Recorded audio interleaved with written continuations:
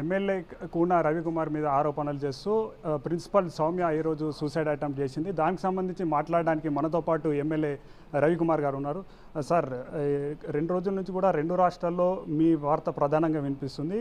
అసలు మీ పేరు చెప్తూ మీరు వేధింపులకే తను సూసైడ్ అటెంప్ట్ చేసిందంటూ కూడా ప్రిన్సిపల్ సౌమ్య చెప్తుంది. సార్, దాని గురించి ఏమంటారు?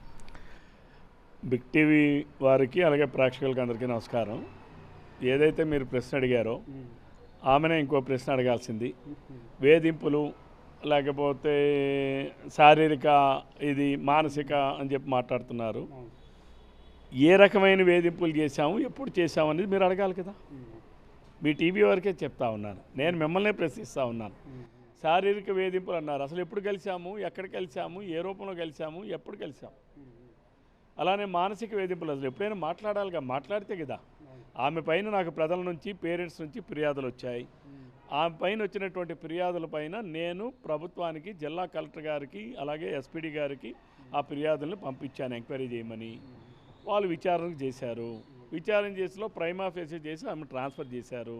ప్రైమా ఫేసీ ఉందని ట్రాన్స్ఫర్ చేశారు. కాబట్టి ఇది రవికుమార్ గారు చెప్తే చేశారు అనుకుంటే ఎట్లా? ప్రజలు ఇచ్చినటువంటి ఫిర్యాదులు, పేరెంట్స్ ఇచ్చినటువంటి ఫిర్యాదులు, ఆమె చాలా irresponsible and irregular and more fraudulent మేనర్లో స్కూలు నడుపుతూ ఉన్నారు.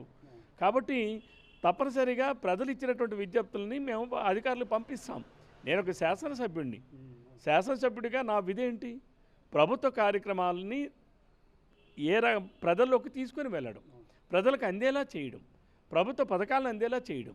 ఈరోజు పాఠశాలలు విధి నిర్వహణలో కూడా ఎలా జరుగుతుంది, ఏం జరుగుతున్నాయి, అడ్మిషన్స్ ఎలా ఉన్నాయి, లేకపోతే వాళ్ళకి సరైనటువంటి మెనూ ప్రకారం పెడుతున్నారా లేదా, పాఠశాల ఎన్విరాన్మెంట్ ఎలా ఉంది, ఇవన్నీ కూడా తెలుసుకోవాల్సినటువంటి అవసరం, బాధ్యత మా పైన ఉంది.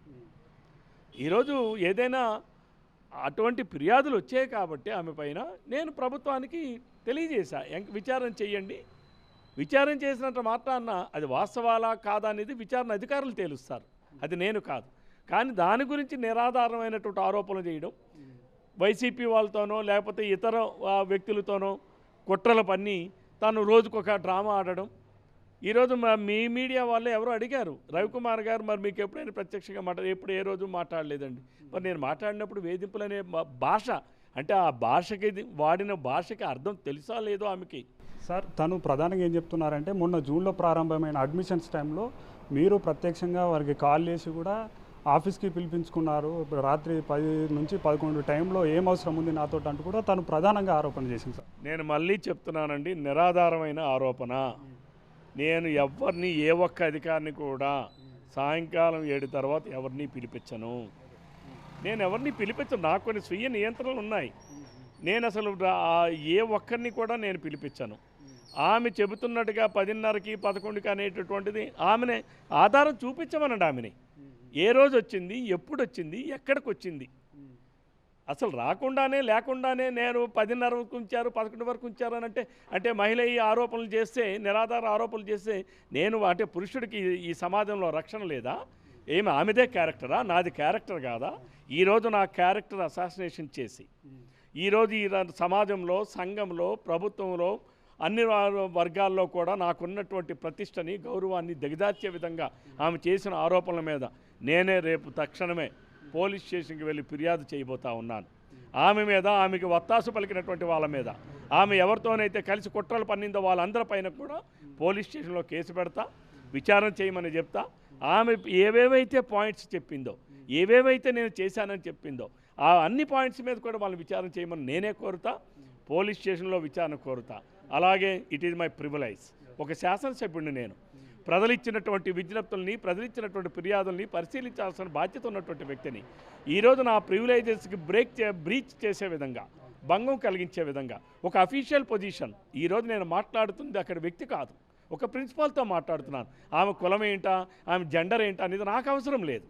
ఆమె మహిళనా, లేకపోతే వితంతువునా, లేకపోతే ఆమె ఒంటరి మహిళనా, లేకపోతే ఆమె దళితురాలా, బీసీయా, ఓసీయా, లేకపోతే ఇంకోటి నాకు అవసరం లేదు. నేను అక్కడ మాట్లాడుతుంది చైర్, ప్రిన్సిపల్ చైర్తో మాట్లాడాను.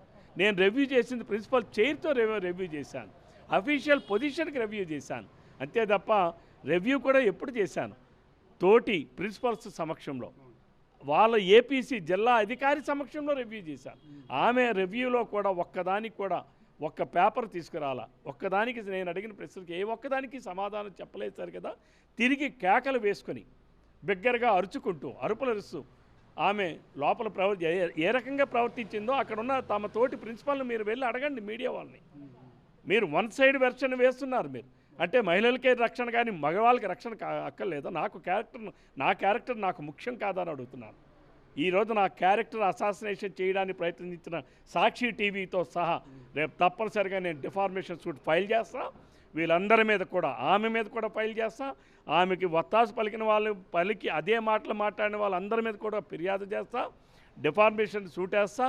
అలాగే అసెంబ్లీలో అక్కడ ఉన్న ప్రివిలేజ్ కమిటీకి కూడా రేపు నేను ఫిర్యాదు చేయబోతా ఉన్నాను. Thank you. సార్ ముఖ్యంగా ఏంటంటే ఇప్పుడు ఆమె ట్రాన్స్ఫర్ విషయంలో ప్రజల నుంచి వచ్చిన ఫిర్యాదుల కోసం చేశారా, లేదంటే మీరు చెప్పినట్టు వింటలేదంటూ మీరు ప్రతీకారం తీసుకోవడానికి చేశారు?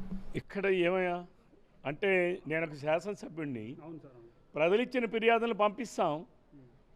ఆమె తప్పు అని తేల్చిన తర్వాత తప్పనిసరిగా అధికారులు చర్యలు తీసుకుంటారు. అయితే దానికి కక్ష అంటారా?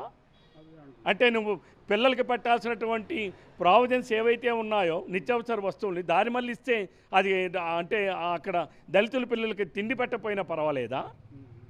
అక్కడ ఉన్నటువంటి వాళ్ళు కూడా కేజీబీవీ పాఠశాల చదువుతున్న వాళ్ళు కూడా ఆర్ఫాన్స్, తల్లిదండ్రులు లేనటువంటి వాళ్ళు, లేకపోతే ఒక తల్లిదండ్రులు లేనటువంటి వాళ్ళు, పేదరికంలో పుట్టిన పిల్లలు వాళ్ళందరూ అక్కడ ఉంటారే.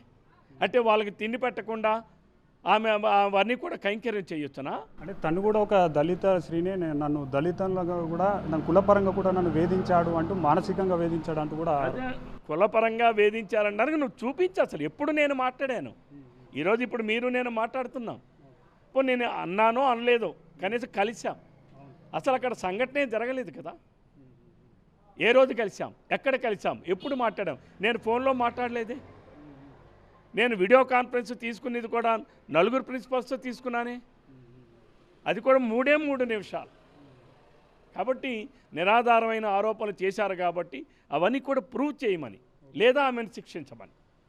తప్పనిసరిగా మగవాడికి, ఆడవాళ్ళకే కాదు క్యారెక్టర్ అనేది, మగవాడికి కూడా క్యారెక్టర్ ఉండాలి, అవసరం. ఈ సమాజంలో ఏ మగవాళ్ళకి రక్షణ లేదా? అంటే మగవాడికి క్యారెక్టర్ అక్కర్లేదా? ఆడవాళ్ళకే క్యారెక్టర్ ఉందా? ఈరోజు ఎంతోమంది మహిళలు మనం చూస్తున్నాం. ఈరోజు కిలాడీ లాంటి లేడీలను చూస్తున్నాం చాలామందిని. ఈమె ఆరోపణలు కూడా అవే కోవకు వస్తాయి. Thank you. అది తను ప్రజల నుంచి, పేరెంట్స్ నుంచి వచ్చిన ఫిర్యాదుతోటి మాత్రమే తన మీద రివ్యూ నిర్వహించి యాక్షన్ తీసుకోవడం జరిగింది. కానీ తనను ఇప్పటివరకు ఎప్పుడు కూడా ప్రత్యక్షంగా కలవలేదు. తను ఆరోపణ చేస్తున్నట్టు ఎటువంటి మానసికంగా, శారీరకంగా తనను ఎటువంటి ఇబ్బంది పెట్టలేనంటూ కూడా ఎమ్మెల్యే కూనా రవికుమార్ చెప్తున్నారు. ఆడవారికే కాదు, తన మీద ఆరోపణలు చేస్తున్న తన పైన నేను కేసు వేస్తానంటూ కూడా ఎమ్మెల్యే కూనా రవికుమార్ చెప్తున్నారు. వీడియో జర్నలిస్టు గౌరవ్తో ముగుల పాపన్న, బిగ్ టీవీ, హైదరాబాద్.